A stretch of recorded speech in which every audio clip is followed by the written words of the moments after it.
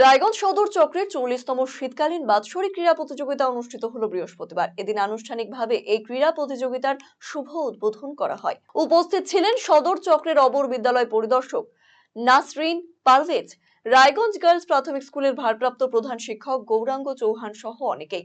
সদর চক্রের অবর বিদ্যালয় পরিদর্শক নাসরিন পারভেজ বলেন, সাধারণ প্রতিযোগীদের জন্য 34টি ইভেন্ট ছিল। বিশেষ চাহিদা সম্পন্ন পড়ুয়াদের জন্য ছিল 6টি ইভেন্ট।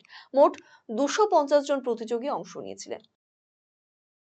এই মাঠে আমাদের রায়গঞ্জ সদর চক্রের বার্ষিক ক্রীড়া প্রতিযোগিতা 40তম বার্ষিক ক্রীড়া প্রতিযোগিতা হচ্ছে পুরো চক্রের।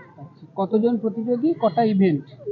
ইভেন্ট আছে আমাদের সাধারণ প্রতিযোগীদের জন্য 34টা, আর আমাদের বিশেষ চাহিদা সম্পন্ন প্রতিযোগী সিডব্লিউএসএন তাদের 6টা, মোট 40টা ইভেন্ট হচ্ছে।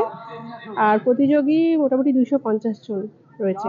কেমন উৎসাহ? 20 জন সিডব্লিউএসএন রয়েছে আর 230 জন সাধারণ প্রতিযোগী রয়েছে। কেমন উন্মাদনা আমাদের যতই সাদামাটা হোক আমাদের খেলার মানে স্পোর্টসের ক্রীড়াঙ্গন, কিন্তু বাচ্চাদের মধ্যে খুব দারুণ উন্মাদনা রয়েছে। আমাদের বাচ্চাদের যে আমাদের শুরুতে আমাদের ইভেন্টে মানে আজকের প্রোগ্রামের শুরুতে বাচ্চাদের গান নাচ আমাদের রায়গঞ্জ গার্লস প্রাইমারি স্কুলে এত সুন্দর করেছে, আমি তো পুরো অভিভূত, এসে আমার সার্থক মনে হচ্ছে। আর সিডব্লিউএসএনদের যে ইভেন্ট দুটো হয়ে গেল অলরেডি, আমি ছিলাম নিজে, খুব ভালো লাগলো। আর চলছে খুব সুন্দর উন্মাদনা বাচ্চাদের মধ্যে।